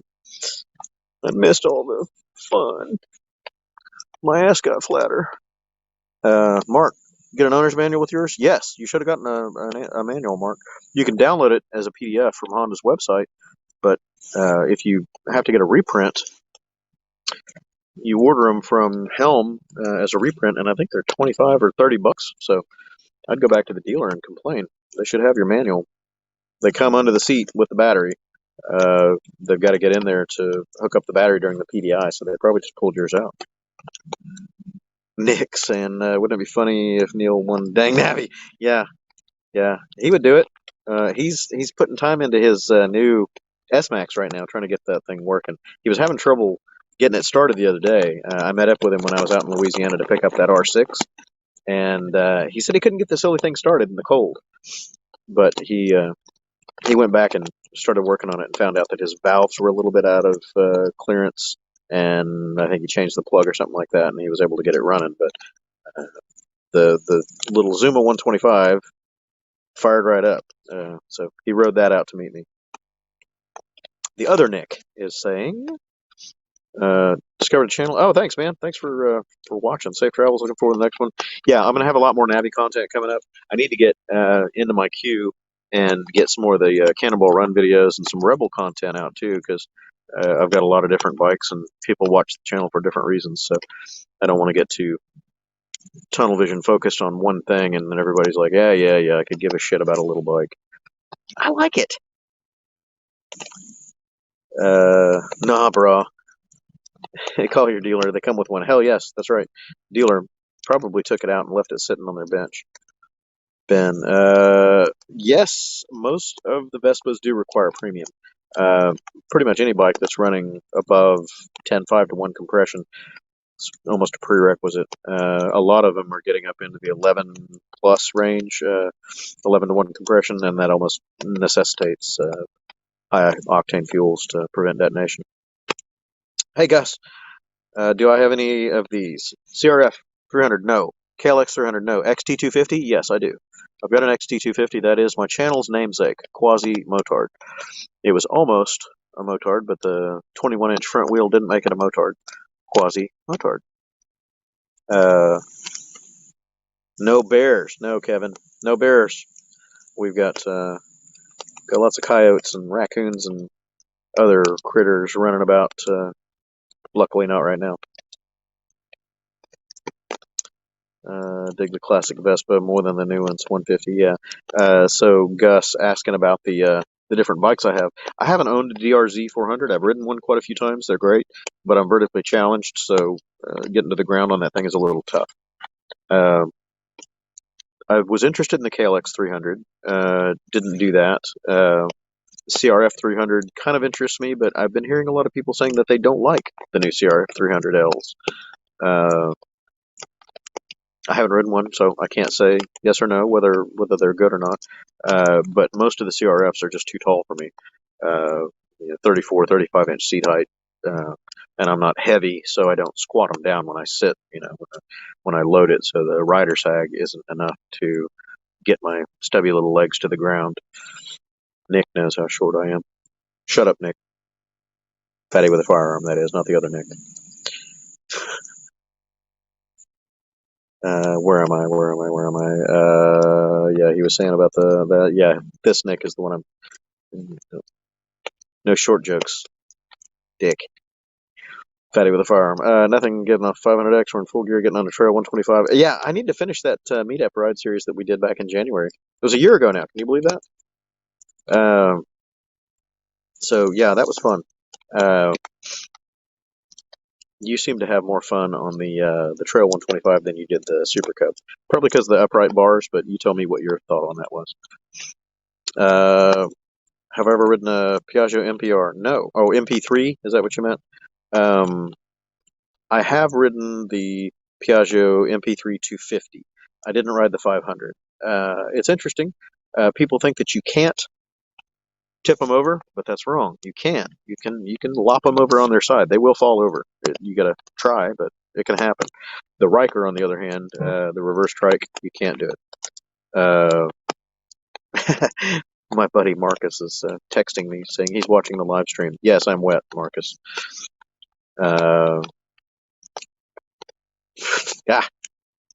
Bugs in my nose. On the Rebel, Gus. That's why you're looking at the XT250. Yeah, I think you'll like the XT250, Gus. That thing is fantastic. It's essentially a trials bike. It's got a very compact undercradle, so it has stupid good ground clearance, like 11 inches of ground clearance, 8 or 10 inches of suspension travel. or better, and the seat height is still only like 31 inches, and that's one of the reasons why I really enjoy that bike. If you want to shorten the suspension even more, you can slide it up in the triple clamps or whatever, but it's a great bike. It's softly sprung, so it's not real harsh ride or anything, but yeah, it's great, especially around the city or light trail riding. It's fantastic. It's a great machine. I've taken that thing across the country. Jeff is asking what I think about the NC750. I love it. I've almost gotten one a couple times. Just haven't really found the right deal on it. I would probably get the DCT version, but I'm not really relishing the idea of dropping almost $9,000 on one of those. I would much rather wait for the NT 1100, which is probably going to be 11 and change, a couple $1,000s more, and you get that sweet Africa Twin motor in that puppy. Robert, personally okay with pause on the CT120 on Cannonball. Seem to be the only one putting out this much Navi content. Yeah, well, yeah. As long as people enjoy watching it. I know I'm pissing off a few people and ruffling some feathers with showing the carburetor problems, but it's part of owning a bike, man. It's ups and downs, things that work, things that don't. And I think it's better for people to know these things going in than to get blindsided. Like, who was it? I have to scroll back in the comments. The guy that took his home and it wouldn't start in the freezing weather. That pissed me off. Of course, he's getting another one, so I guess he's not put off the bike completely, or he wouldn't be getting a second. Right? If you're still here. Todd, I'm not short. I'm just really down to earth. I'm vertically challenged. Vertically challenged. Gravity's got a good hold on me. How about that? Jono, love the quality. Keep it up. Oh, thanks, man. I appreciate it. Just having fun. Trying to keep everybody up to date on the new bikes, at least the ones that I can afford to buy and play with. I'm not one of the big reviewers out there that goes out and gets the brand new GSA 1250s and takes them across the world. I don't have the support crew behind me to keep that thing running. Lead Fun Honda Nikon, Niccon. What is that, Nick? I don't think I know that one. I don't think I know which one that is. What I'd like to find is the little Moto-campo, the tiny little scooter that was built to fit in the back of a Honda Civic back in the 80s. Yeah, early 80s. Or no, yeah, it's like 84, I think it was. That would be just excellent. I think Honda should reintroduce the Moto-campo, but with a modern powertrain, something that's fuel injected, but still small, like 80 pounds or whatever that thing was. Foldable, that would just be insane fun. Put it together with the little Metropolitan motor, 50cc or something like that. That would be hilarious. I'd buy one. I'd buy two. Kevin, definitely enjoy the videos. Got a Navi today. Oh, congratulations, Kevin. I presume you got grasshopper green like everybody else. Wife dropped it and dislocated her elbow. Oh my God. I hope she's okay. Says she's okay now. That sucks. So how did she drop it? Just losing balance, couldn't get a foot to the ground. How did she do it? Sorry to hear that. Zia, right about now. What do I think about the TU250X? I love the TU250X. I like the SR400 as well, but I don't know. The SR400 is a little bit too analog for me. It's not a light bike. It's actually pretty heavy for a little single, and it's not a big performer or anything like that. So its specs just didn't really. What do you want? Big ass bug. The SR400 wasn't really up my alley. The TU250X I do like, and I've almost gotten one 2 or 3 times because they're crazy efficient. They get like 80 miles to the gallon or something like that. Is insane for a 250. It's just a little super simple little air oil cooled fuel injected 250. Great bike, and I like that retro look. Very very standard old school look, but it's retro modern. Nikon pronounced. Nikon, dual front wheels. Oh, I know which one you're talking about. Yeah. The one that was essentially the Tracer 900 with double front wheels on it. Yes. Yeah. I know which one you're talking about. It's a strange animal. I saw videos of that when it first came out, and a lot of the magazine reviewers were doing wheelies on it and stuff like that, but I don't know. I couldn't quite wrap my head around that whole concept. It looked like some medieval torture toy. Yes, the briefcase scoot. You got it right, John. The little moto compos, man, those are so cool. I hear they're a bitch to keep running though these days. The little two strokes. I think they were based off of the Honda Spree motor originally, but the tiny little frame was so cool. Fold up. Zamdrang, 300L. Not missing much. Yeah, it's more fun on the trail. Yeah, yeah. Better top end. I've never bought the 300. Um, what do you think about your 300L, Zamdrang? I've heard some people complaining about it, saying it's just not quite what they hoped or expected that it would be. I was actually looking at the 300 Rally, thinking it might be okay, but again, I would have to drop the suspension down because that 35-inch or 34-inch seat's just too lofty for me. If I was going to do that, a bike that tall, I would just get the African Twin, and that thing's tall for me. Kevin, she revved it up trying to hold the right brake, and once she clicked it, lurch. Oh, yeah. Okay, so she had the RPMs up, and then she dropped the parking brake on the left. That's unfortunate.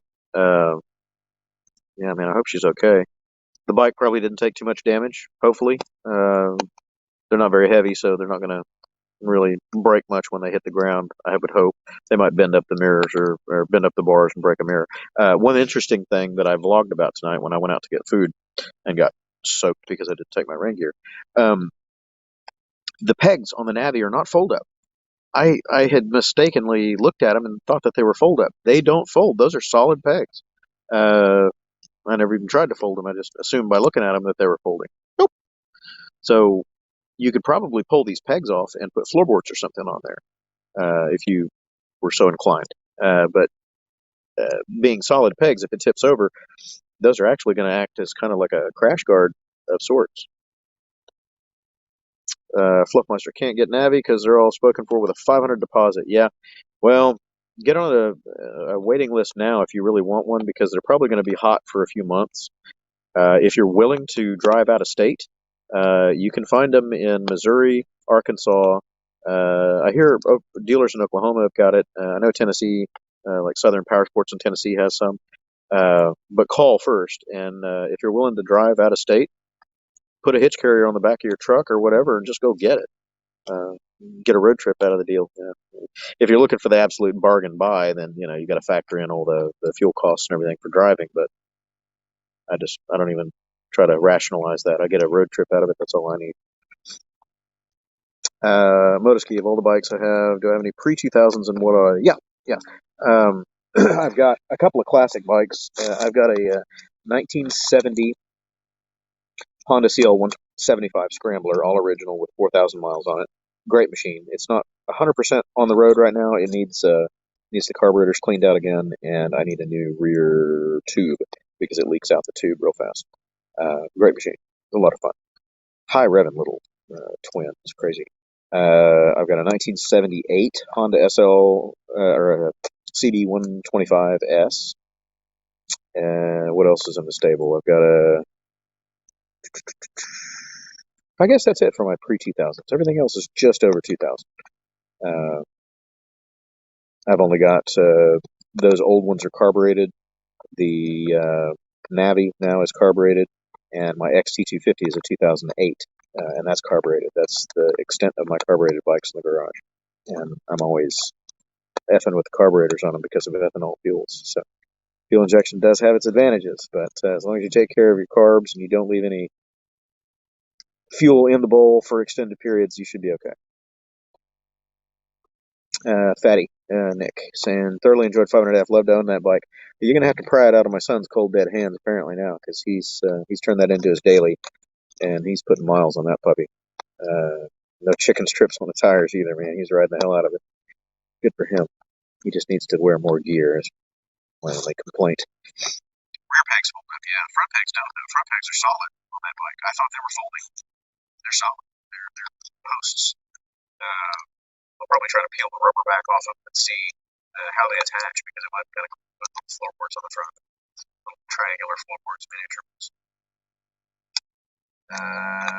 Fun Motorsports, Longview, Texas, getting a few Navis. Also, Trailco. If you want a trail cup, you better get that thing reserved. I would bet it's probably already got a reserve on it. Random. Just contact there. Cool. Yeah, let us know how that sorts out.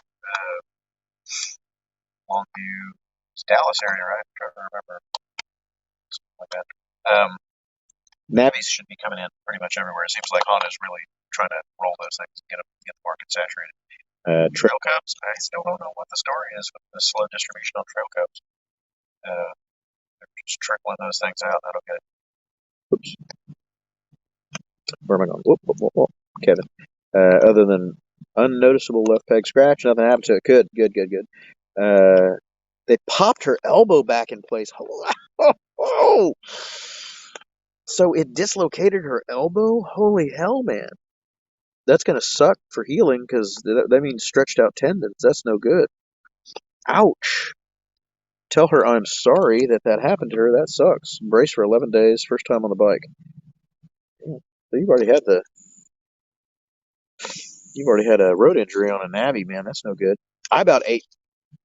It's getting late in the stream. I can cuss now. I about ate shit 3 times today on my Navi, and I'm a good rider. You know, I've been riding on the streets for 38 years and change, easily 2 million miles on 2 wheels, and I've never been down on the street. I've had a couple of drops where I've had to step away from the bike. You know, people barreling into me, and I see it coming and just step away and just nope right out of that situation. But I've never been down of my own accord, and I almost lost the Navi twice today in rain. Not heavy rain either. It's just the slippery tires. They just don't grip for shit on wet pavement. They're horrible. So anybody that's got a Navi that's watching the stream right now, be careful in the rain. Be careful on wet pavement. And it won't take much at all, even just a little bit of, mist, morning dew or something on the road. You'll feel that front tire step sideways on you and you'll get a good pucker out of it. You'll be pulling some vinyl out of your ass. Jeff, so for a scooter, you hook up a high without causing issues. Get back here. Comment. They roll off too fast. You can hook it up high tower without causing issues with the CT. I don't think I understand the question, Jeff. A high bike tower without causing issues with CVT. I'm not sure if I understand the question. Come back to me. Zia CD125S to make a killer cafe racer. Yeah, CB. Yeah, he corrected. Yeah, I really thought about stripping it and making a little brat bike, but I want to keep it all original if I can, just for the nostalgia. I always wanted that bike. My first bike that I ever bought was the XL 125S, the Enduro, and they had a CB 125 sitting right next to it on the showroom, and I was like, oh, that's so cool. I wanted it so bad, but it didn't make sense for me because I lived in a rural area, and we rode trails. I beat the shit out of all my bikes, and I always wanted that CB 125, and I found somebody here in the Houston area that was selling it a few years ago, and it needed a little help. It sat in the shed and got the rear wheel was all goobered up, and it hadn't run for a few years. So it's still sitting in my garage waiting for a restoration. I stripped it down. It's just the frame. I've got all the pieces in boxes. But I was wanting to put it back together all original just to have the full retro bike. But I might end up bratting it. That would be really, really cool. Oh, Todd. Hey, sorry if I already missed you, Todd. Thanks for tuning in. Up there in Canada, I remember. So thanks for tuning in. Just chatting, killing time here. Robert, how long would I recommend to try to reserve it now? Like a year ago? There have been people on waiting lists for CT 125s for well over a year. I got lucky on mine. The dealer that I got the Navi from, the same place, Eastside Honda, they got one of the only allotments for Texas. Apparently, there were only 2 or 3 brought into Texas, and I had my deposit down early, quick, got it. So if you want it, I would say get on the list. Chances are you're not going to get a 22. It'll probably be a 23, and hopefully it'll have the upgraded motor by then. But that'll be interesting to see how that pans out. Kevin, funny reaction. She has a channel, La Coditas Vlogs. Explains what happens. You had 8 injuries. Oh my God. Yikes. Crazy. Mark, Getting second Navi for the wife. Think the brake setup with automatic works perfect for a beginner. Yeah, I think so too. I would rather see a proper rear brake handle on the left, traditional scooter style. I talked about it in one of the recent vlogs. I think I posted it. Um, I think the reason Honda didn't include a proper front brake, or sorry, a rear brake, left brake lever for the Navi is they want people to think that it's a motorcycle. They don't want people, new riders, getting in the habit of grabbing a hold of the left lever for braking because that's a clutch on a traditional motorcycle. I get it. But considering that this is a scooter powertrain, I'd much rather have both hand brakes up there. In addition to the foot brake would be fine, but the current rear brake parking brake thing on there is a little odd to me, but that's just me. Is there a certain phone mount that I like? Yeah, quad lock. I used Rockform for a long time. They're a similar quad lug type of an arrangement, locking. But I've switched over to the quad lock mounts for all of my bikes. They require a phone specific case unless you go with a universal mount. It's like an adhesive that'll stick on the back of any case, but I don't trust those. It's much better to have the locking mechanism, the socket, molded into the back of the case, so there's no way that it could come loose. Quad lock mounts aren't necessarily cheap, but they work really well, and there's zero chance of them letting go when they're locked in. Not going to lose them. I used RAM X grips for a long time, but I had retention problems. My phone getting tossed loose on the Super Cub and also on my Riker recently, the last couple of years, and I decided to stop using the X grips. When you drop a $900 brand new phone on the pavement, start reevaluating that mounting situation. Zia almost bought a CB500X, convert to a cafe. Couldn't find anyone here who could help you build one. I don't know if you'd want to do an X as a cafe. You'd probably be better with the F, the naked bike. One of these days, I'll try to do a series on my rebuild. I didn't record video, unfortunately, for it, but I've got a lot of pictures, and I could probably talk through kind of what I did. But my 500F, the one that Nick, Fatty with a Firearm, likes, and that's now my son's daily rider, I got that as an insurance salvage, and I really almost turned it into a brat bike or a cafe because all the plastics were banged to hell on it. I was debating whether I wanted to replace the plastics or just leave it naked, and it looked good as a naked. It looked really good. I was impressed with it. But the suspension is shorter on the F. You don't have that tall nose and all the fairing and all the nonsense on there. So if you're getting a 500X as a salvage that was already beat up, getting a good price on it, it'd be okay. But the F would be a better choice for a cafe. Jeff, hey Jeff, can you hook a scooter up to a front wheel motorcycle hitch? Ah, that's what you were asking. Sorry. A front wheel motorcycle hitch without damaging. I think so. If I understand your question, are you talking about towing it or just like a wheel chock, or what are we talking about?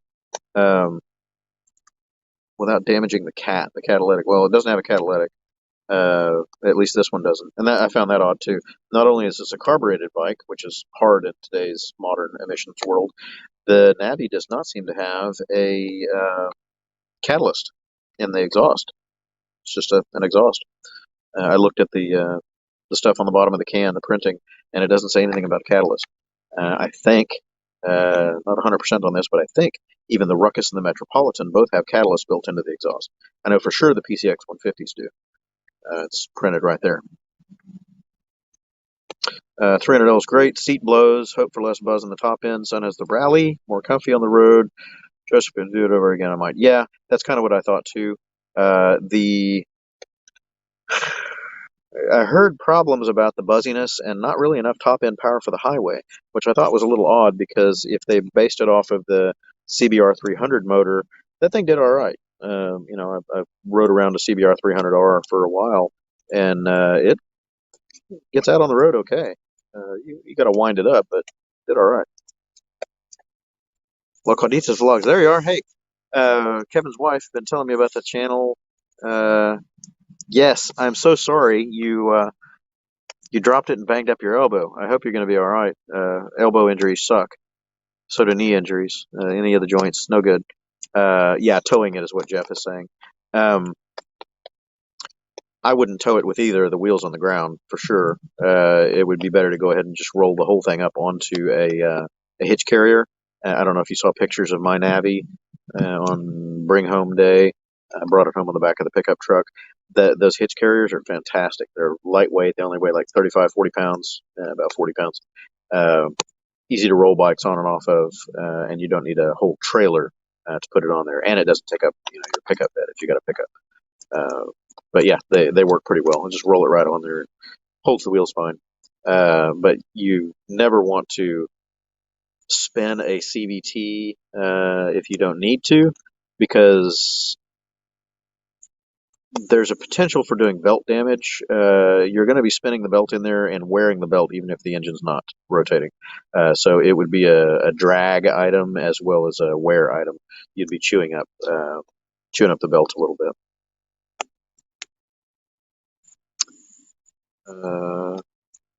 F. Yeah. There you go. Oh, you're talking an old one. Oh, yeah, Zia. Okay, yeah, no, we're on the same wavelength now. Yeah, no, the old CB500F, like the F four-cylinder. Oh, that'd be amazing. But they are a bit. What's the nice way to say it? They're maintenance whores unless you totally rebuild them. They have a lot of ignition issues, and keeping 4 carbs synchronized on old bikes with ethanol fuels is a challenge. So yeah, it would be a project, that's for sure.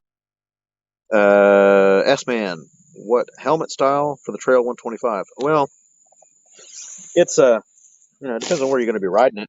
If you're riding mostly on the streets, any good full face helmet will work. If you're doing trail riding, you probably want to look at maybe an ADV style helmet that's got a beak on the front of it.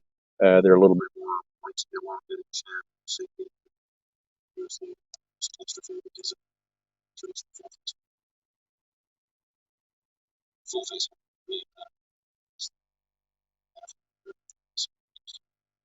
Otherwise, you do that. There's rocks in the face. If you go down, your chin gets away. You have to go full face. Now, I like modular helmets, flip ups, because they're just more creature comfort. I spend a lot of time in a helmet, so there's a little bit. 60 degree lights, short wall, electric glasses, with the big bats. You got the big balls. Get too heavy? Yeah, okay. I've had a fair share of full grass tours, big heavy bikes. Kawasaki Moto-camping on the interstates, maybe 700-800 pound bikes. I just don't enjoy it. I can handle it. Probably just don't like the big bikes. I do like to do gold rings on tour. The F6B, but so that's just the tour. I like the new ones. They've got a good low center of gravity. Still 800 pounds. Still enjoy it. I like the little bikes. They don't work crushing. Multi-state journeys multiple times a month. Then those big bikes have roads. The road surface.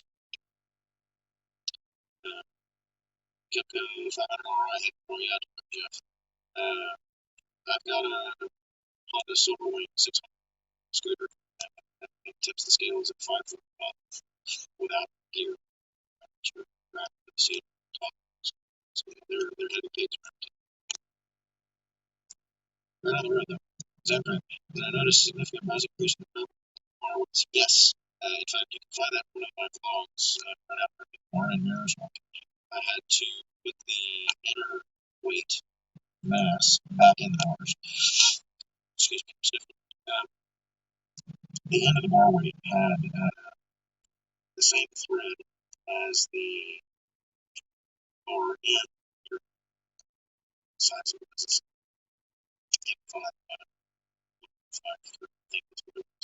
But I ended up just using those two together, screwing it right in. So that's I rode it around 2 days without any words. So much that I didn't like it. Oh, I hear people say bad sound. Can you guys hear me? Sorry. Sound. Somebody sent me a text saying bad sound. Is it better? I'll get closer to the phone.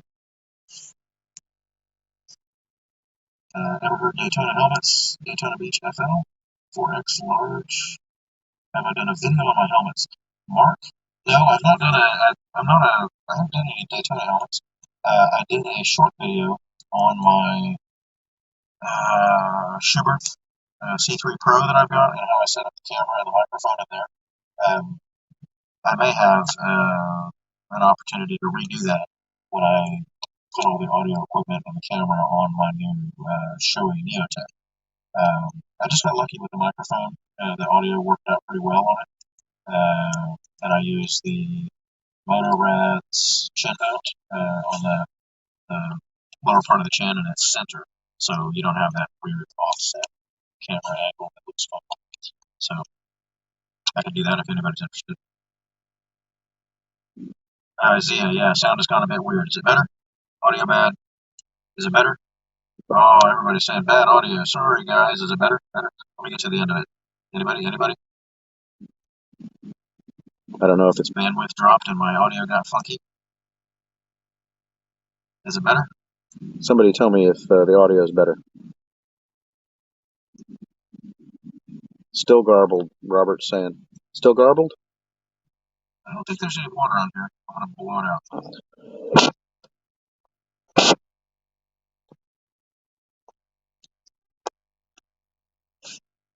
Better? Worse? Better? Same? Anyone? Kinda. Kinda is not very definitive. Kinda sounds like, okay, alright. Maybe it did get water in it. I don't know. It's been raining. It's kind of right at the edge of the tarp, so it could have been some water that dripped down and covered one of the microphones. Outdoors, man. There's no green screen here. This is real life. Somebody sending me texts. I don't know your number, but I'm assuming you're watching. Must be somebody I know if you got my phone number. I don't put that one out there.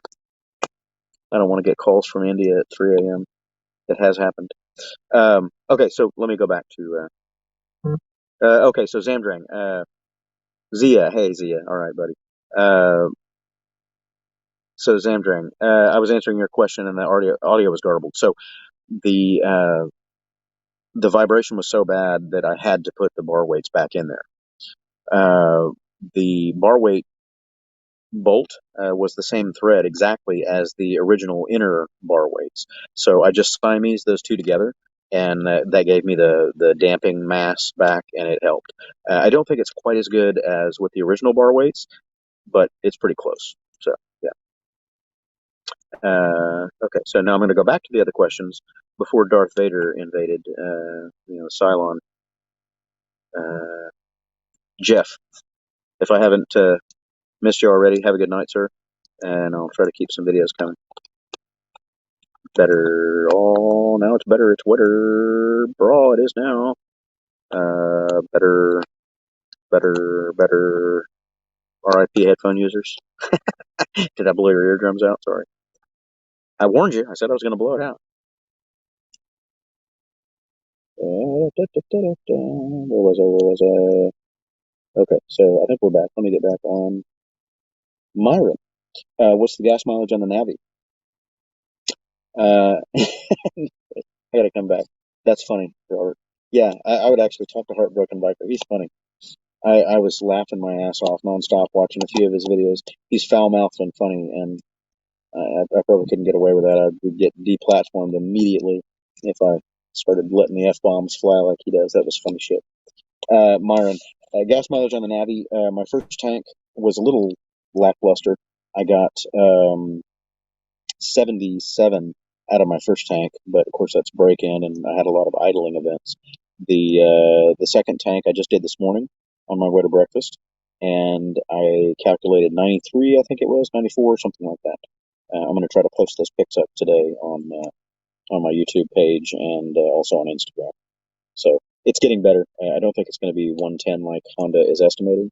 I think we're probably looking at more realistic mid 90s, which is okay, but it's only got a 0.9 gallon tank, so that means you're running out of gas at 90 miles. So you gotta be prepared to flip that lever pretty quick on the reserve.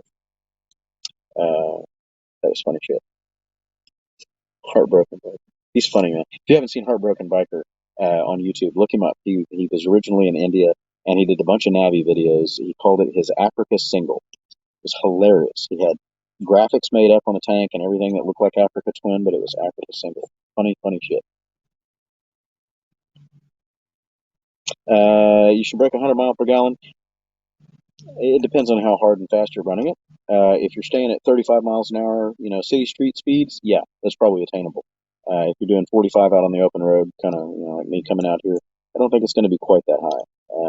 Because usually when you run a small motor, full tilt, right at the upper end of its performance range, it's a lot less efficient than a slightly larger motor running at less stress. PCX 150 is a prime example.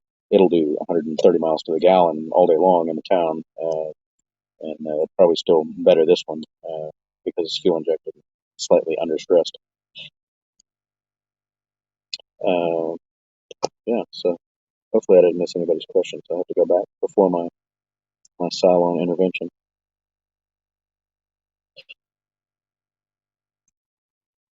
Headphone users. That was funny, man. Oh, Jesus. You guys hear that? What the hell? Don't come into my tent here. I'm going to zip up my neck here. I don't want that guy getting in. I don't even know what it was. It's huge. Sounds like a helicopter. Getting dive bombed. Big ass bug. Oops. Oh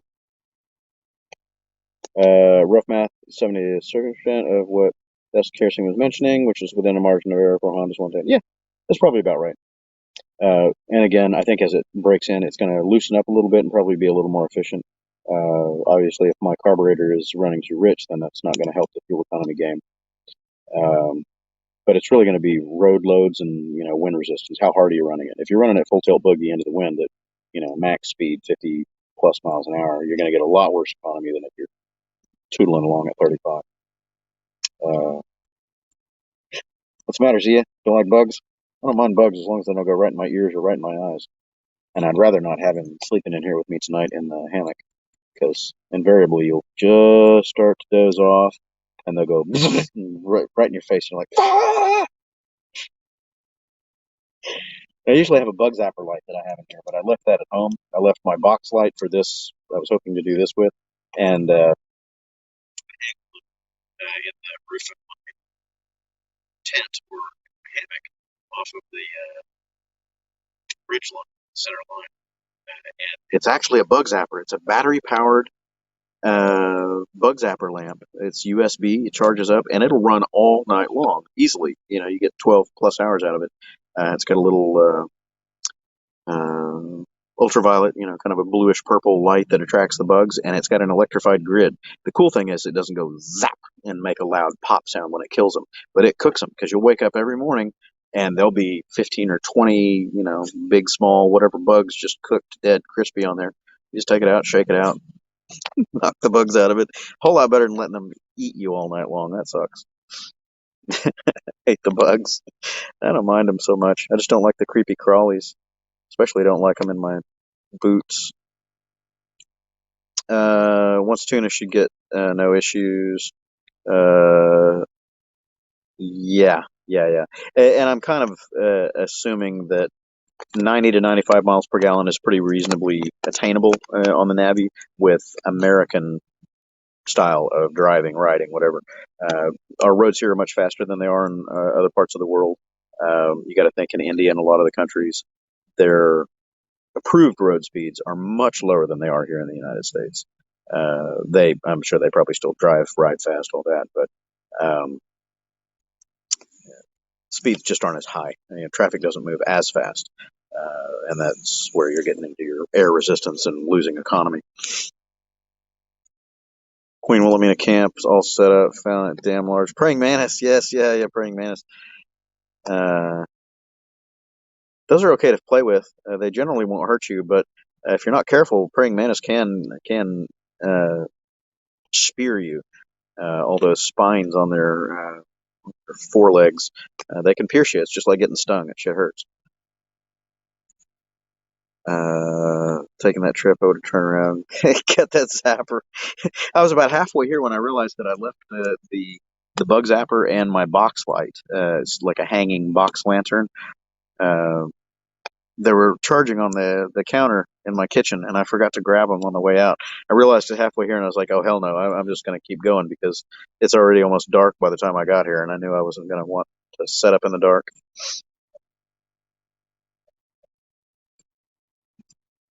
Got coyotes. I don't know if you guys can hear that.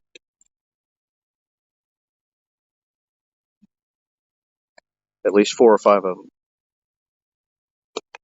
Coyotes. They're several hundred yards away, but they're on the other side of the golf course over here, leading into the park. Where was I? Mark. Coming to Corpus Christi next month, KOA on the bay. Bringing the Navi, first time. Cool, cool. Well, your Corpus Christi is a little far south for me. It's about a 5-hour ride, but if there's any way that I could make it down that direction, it'd be cool to meet up. Does it matter what octane gas you put in the Navi? As long as it doesn't come out of a can that's been sitting around for 7 years, you should be okay. I think the manual calls for 86 PON, PON, which we don't use here in the United States. That's not our grading. We use the AKI index, which is anti-knock. 86 PON would be equivalent to like our 85 octane is what we call it. It's not octane, it's AKI. You can't even get 85 anywhere except for some weird central U.S. states. All of our fuel here is 87, 89, 91, 93, stuff like that. So basically anything that we get out of a pump here in Texas is going to exceed the minimum ratings. Putting a higher octane fuel in it isn't going to get you anything. You're not going to get any better performance.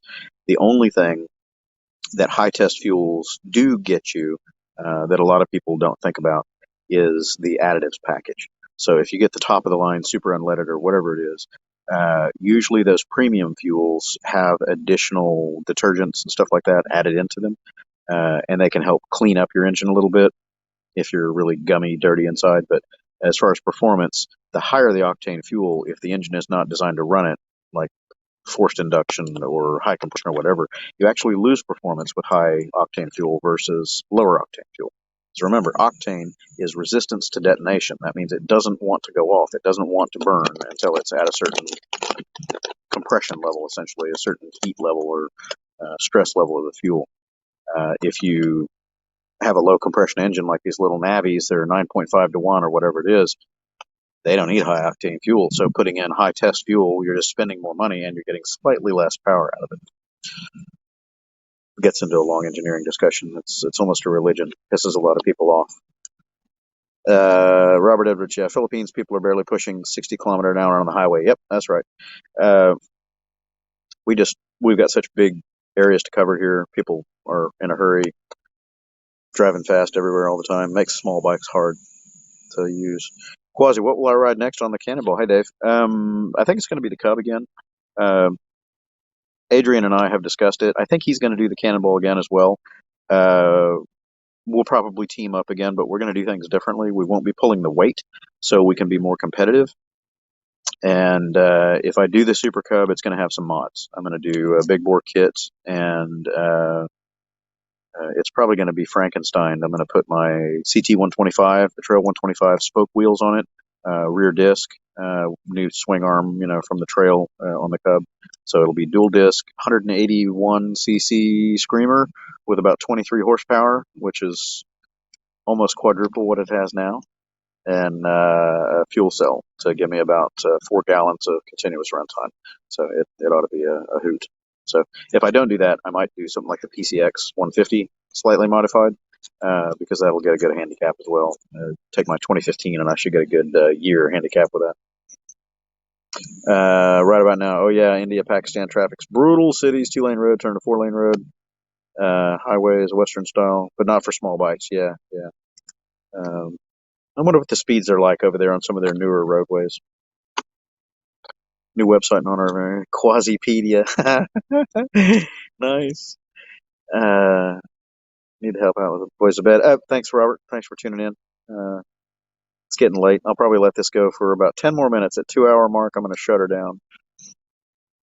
It's not late for me to sleep, but I do want to try to edit some pictures and whatnot, and I can't do it on the phone while I'm on the stream because it'll kill the stream, obviously. Dave, nice. So yeah, I presume you're talking about the Franken Cub. The Franken Cub will be an interesting project. I intend to start that project sometime this year because I want to give myself a minimum of 6 months run-in and trial testing and whatnot on the Cub before I take it on the Cannonball, because those are brutal days, and you don't want to end up stranded in the middle of nowhere with a blown motor or whatever, whether you're self-supported or not. If you want to be able to finish the event and not be a DNF, then you got to have a reliable machine. And you go messing with Honda's sewing machine perfection, trying to get more power out of it or whatever the situation is, then you're making compromises somewhere, and hopefully that compromise is not going to be in the sake of reliability. So we'll see how it plays out. But I want to get that upgraded, the big bore, all the mechanicals changed out on that thing, a minimum of 6 months in advance of the next Cannonball, which is slated for, I think it was June of 23. So I've got 18 months to get it done. So that means I need to get my project completed in the next year. So we'll see how it goes. Mark, please post what I do with the taillight for safety and higher visibility. Well, Mark, the first thing that we've got to do on the Navi for better lighting is we need to switch over to a DC system for the tail and headlight. Those are run right now off of an unregulated, unfiltered side AC, essentially off of the generator. So it's alternating current that are powering the headlight and the tail light. Brake light is DC, comes straight off the battery, as does the turn signals. But what we'll be doing is switching over to DC to power the head and tail light section with a relay and a bypass circuit, a bypass wire. What I want to figure out is if it's going to be too much drain on the DC side, if the DC coil and rectifier, regulator rectifier setup is producing enough charging current to keep up with the draw. So I need to find those answers. I'll test it and, I'll watch the battery voltage and see how it goes. But I think what may have to happen is if it won't overheat the system, if it won't overheat the coils, we need to take that AC side, feed it into another regulator rectifier. We can't use the same one. It's got to be a separate unit. It's not designed for two phases. Run that through another regulator rectifier and plug it into the battery as well. So then we're getting both sides of the generator output to charge the battery. So we'll find out. Again, it's been done a lot in India and Mexico, so I'll follow their lead. I'll just be a little bit cleaner about the wiring job. Man, I saw a few of the videos. It's horrible. What am I doing? ZSN, new highways, same, 100 or 120 kilometers. Yeah, so 120, that's 60 miles an hour, or 65-ish. 100 kilometers per hour. 102 is 60, so it's 70 miles an hour. So it's fast highways, just like here. Cub 181. What am I considering? I don't know what that bug is, but he and I are gonna go rounds here in a minute. He keeps running into me. The Kitico Neo 181. When you get into really big bore kits, you don't want to just increase your piston size, piston diameter, because you're increasing piston weight. And if your crankshaft is not also balanced out for that additional reciprocating mass, you get out of balance. And you can create some dangerous and detrimental harmonics in the engine at particular RPM levels. The engine's just going to run rougher, as far as vibration is concerned. But it can be damaging, and you end up tearing up your motor. So a lot of these people that just put a fat piston and a new cylinder on there and a new head, when you get a big enough cylinder, you have to go with a different head. They're not balancing out the bottom end of the engine, and they end up blowing it up within, 1,000 miles or two or whatever. It's just because the tolerances and the stresses were not designed for that heavier piston. It's not balanced out. So, long story short, the Kitico Neo kit is expensive. It's like $1,000 kit, not including labor to put it together. It's a fully balanced kit. It's got a new forged crankshaft, a forged connecting rod, new head, new everything, to make it a more balanced system. But the important thing there is all of the reciprocating mass is matched. So your new rod, your piston, match the counterbalance weights on the crank. So it'll run smoother and hopefully keep itself together longer. It's not going to be a cheap proposition there. Looking probably almost $2,000 once it's all said and done, just for that upgrade. Quasi, my dude. Hey, Icanic. We're going. So I'm assuming open the throttle on the Navi headlight gets brighter? Yes, that's correct. So it's an AC system on the headlight. When you're sitting idle, it's flickering out. I recorded some video tonight in the dark. It's pathetic. You can't see shit, man. Sitting at idle, it's just like you get a little candle in front of your face, and you can't see the gauge cluster either. It's really very, very dim in the dark, and my eyes are not good in low light after I had LASIK surgery 15 years ago, and it makes it even worse for me.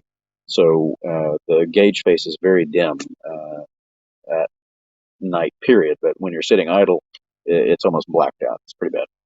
So switching all that over to LED will help that, but you can't run LEDs on AC, at least not for very long. It'll kill them because the reverse voltage will destroy the diode. So in order to go LED on this, we've got to switch over to DC at the same time. Shouldn't be a huge problem, but I want to do it right. I want to make it revertible. So I don't want to be cutting any wires. I'm going to make a bypass harness that connects the wires that I need just with quick disconnects. Hey, Mark. Yeah, thanks for the feedback. Gotta sign up. Have a good night. Stay dry again. Too late. I've already put my jeans are soaked. Drying out. Kind of sort of hammock. All right. Yeah, me too. Okay. Hey, man, consider making the Navi your first bike. Would I recommend it right now? Should you wait? I don't know.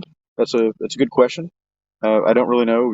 I can't say yay, nay if I don't know your riding habits and your experience as far as your riding abilities or what you need to do, what your riding chores are, I guess is really the better question.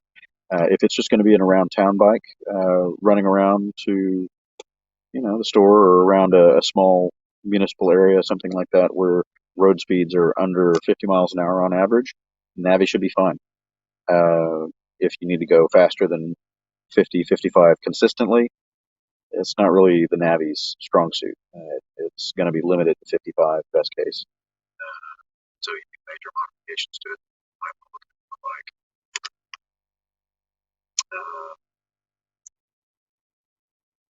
okay, so Nabra is saying that Navi's his first. He's happy with it. Good. Yeah, it's a good bike. As long as you don't have any problems, with cold starts, using choke and all that, should be just great. Carburetors are nothing new. They're just new to most new riders because everything is fuel injected. I would go for the Cub if you want a small bike. Yeah, that's a good point. But see, you got to think. A Cub, well, let's rewind. The Navi is less than half the cost of Cub, $3,600. So you can get two Navis for the price of one Cub. Same thing goes for the Grom. It's almost half the price. So there's something to be said there for making it cheap. Arguably, though, you're getting a better bike with the Cub or a Grom or something like that. It's fuel injected. It's more modern. Yeah, glad to help. All right. Yeah, I think out of all of them, my favorite mini moto so far out of the whole family is the Super Cub by far. Audio again. Sorry. I'm about to shut down the stream anyway. But, I don't know if the audio is going to clean up if I get closer. Seems like every time I move around, if I interfere with the signal, it drops, gets bad. Better, better, better. Worse, better. Same.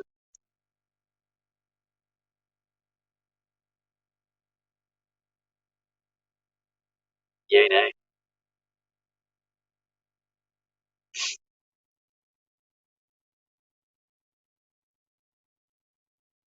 Radio silence. Am I on the air? Check, check, talk radio. Still have 33 people watching. Or have they all gone to sleep?